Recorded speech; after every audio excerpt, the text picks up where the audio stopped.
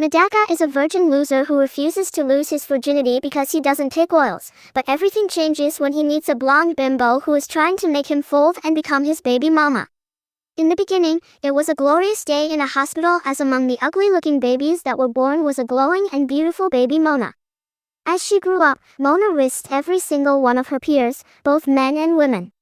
Even when she played hide and seek with her friends, they all gladly asked Mona to catch them so they could touch her sweet sweat. And it made her feel like she was on top of the world, a queen bee that was above everyone where all of them are bums compared to her.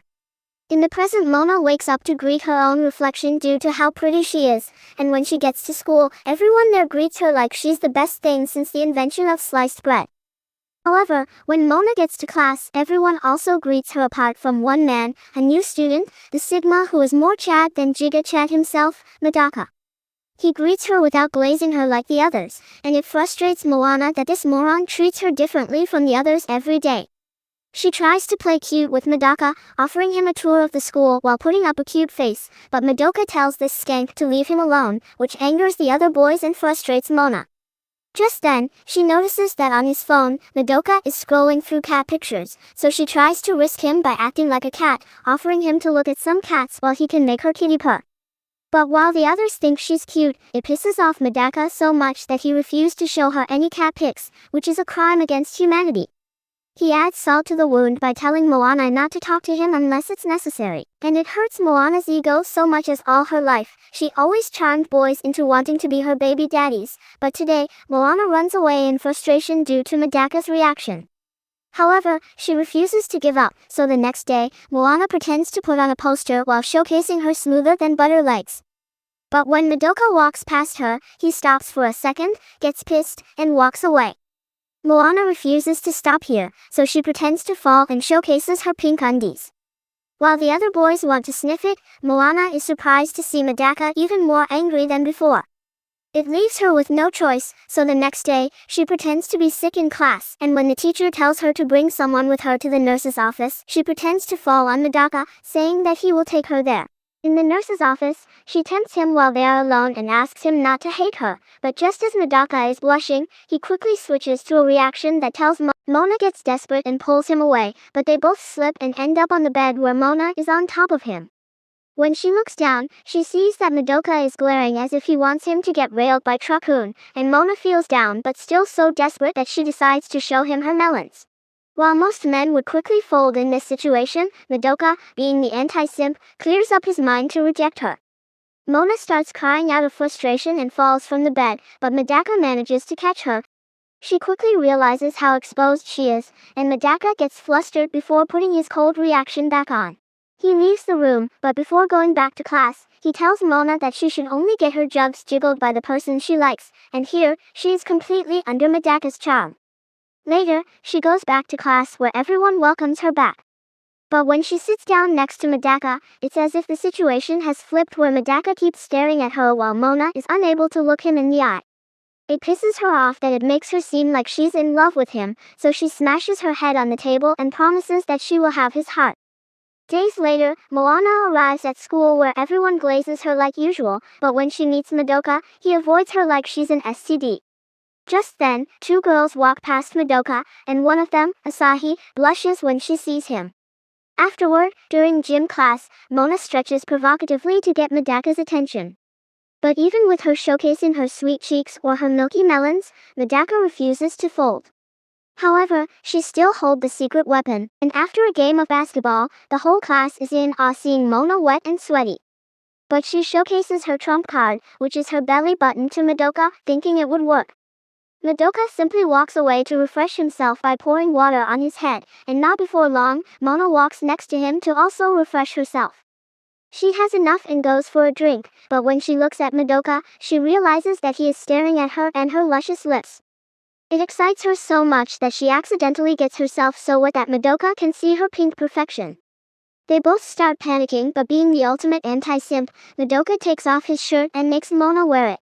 Having dirty thoughts of her own, she peeks at her belly button, which makes her feel naughty. Medaka leaves her after she calms down, but during all of this, a random girl sees everything. After school, Medaka is walking home when two of his classmates, Yuzuru and Shu, confront him about him being mean to Mona. They talk somewhere else and Medaka reveals that he is actually a monk in training who is an heir to a temple that has no baddies, but only goats and old prunes available. For Medaka, he has never seen a girl as thick and cute as Mona since he saw Megan Fox in a pirated DVD of Transformers. The boys suggest that Medaka be a little nicer to Mona, but Medaka knows that if he does, he will surely fall in love with her. He screams out in frustration and pushes away all of his impure thoughts before composing himself. Realizing that this life he's enduring is a test for him to become a true monk. The next day, Moana returns Madoka his shirt back, and when she teases him about how he could still sniff the smell of her sweat on it, Madoka quickly looks away to prevent himself from folding.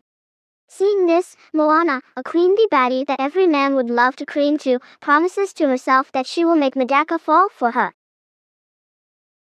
The next day, Mona wakes up like usual by greeting herself in the mirror like a narcissistic mug. And when she runs to school, she purposefully runs by swaying her jugs around and showcasing her cheeks to raise up all the bomb NPCs and turning them into her simps. That's weird. At school, it's time for art class, and Mona strikes a pose to make Nodakaka cream. But while he does think she's cute, he composes himself from her charms, which pisses her off. Mona refuses to give up and tempts Medaka by saying that she's willing to be painted like Rose in Titanic, but Medaka still manages to keep his composure intact. She starts looking for poses and recalling how Madoka folded to her drinking some water, Mona strikes a pose that reveals her neck to him. Yes. Mona comes so close as Madoka gets extremely flustered. But by channeling the same energy he has for No Nut November, he cleanses himself from degenerate thoughts.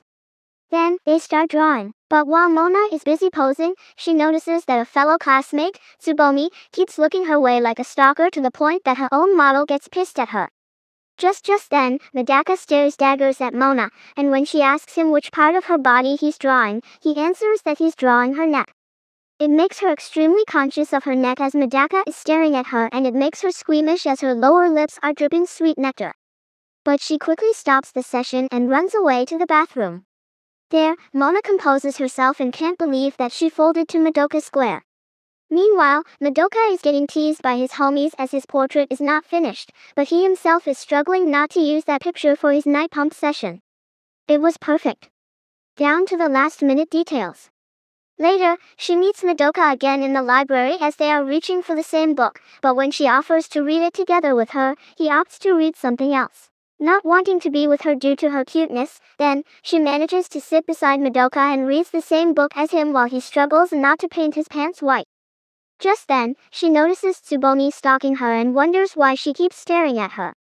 Suddenly, Mona comes to the realization that it might not be her that Tsubomi is stalking, but it's Madoka all along. She imagines that Madoka actually likes Tsubomi back and refuses to accept it as she has been the one pulling out the moves to get him to fold. Realizing she needs to do something, Mona reassesses her situation and sees that maybe Madoka likes the bookworm type, so Mona just does that. She sits in front of him, wearing glasses and tea in hand, and she speaks like she's Shakespeare. She manages to get a reaction from Madoka, so she raises the level by touching her leg with her feet, tempting to touch his third leg if he folds to her. While Madoka wants nothing more than to see what Mona's foot can do, Madoka clears up his mind, tells her that her feet are crusty, and walks away, leaving Monica dry and frustrated. But she notices how happy Tsubomi looks after seeing her getting rejected and realizes that she has a love rival. The next day, Mona tails Tsubomi on her daily routine from watering the plants and cleaning the blackboard, and she realizes that Tsubomi is a basic bitch that has a good personality that every boy would bust to.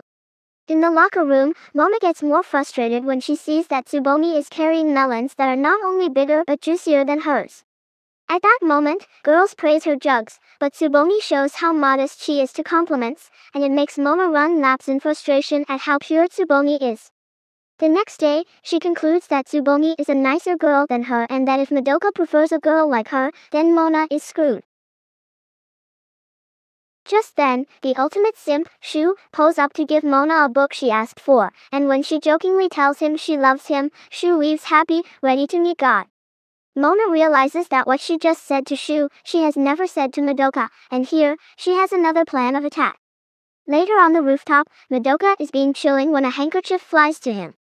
He catches it and Moana pops up to get it back from him. She thanks him for being such a chat and for catching her favorite handkerchief and tells him what she told Chu. However, when she is about to tell him she loves him, Moana struggles to say it, and it confuses her on why she's folding in place. The wind starts blowing them, and while Moana is still struggling, Medaka is enjoying the view. She cuts short the conversation before running away, and she gets frustrated knowing that Tsubomi is getting closer to gobble Medaka's glizzy. The next day, the class elects 2 students for their festival committee through a raffle. And while Tsubomi manages to be the first, Mona draws and gets herself to be the second. Then, they discuss activities they should nominate for the festival, and while Tsubomi can't wait to see Mona in a cute bunny costume, Mona imagines herself in a stuffy suit. Just then, Mona breaks her pencil, and like a true saint, Tsubomi quickly offers her some of hers. Suddenly, Tsubomi freaks out about her phone, stating that Mona absolutely cannot see it. But just like any normal human being, it makes Mona want to see it more. She chases Tsubomi and screams at her, telling her to stay away from Medaka. They end up on top of each other, and when Moana takes a look at the phone, he sees pictures of her and Tsubomi's phone. Tsubomi starts crying, asking Moana not to hate her, and reveals that she has been her biggest fan since the entrance ceremony. Mona realizes that Tsubomi isn't stalking Madoka, and she calms her down, saying that her creepy scissors desires don't bother her. What? However, Mona realizes she spouted out Madoka's name during the chase and tries to cover it up, but it's too late for her as Tsubomi now knows that she has a thing for Madoka and actually encourages Mona to go get her shit clapped by Madoka's ding-a-ling.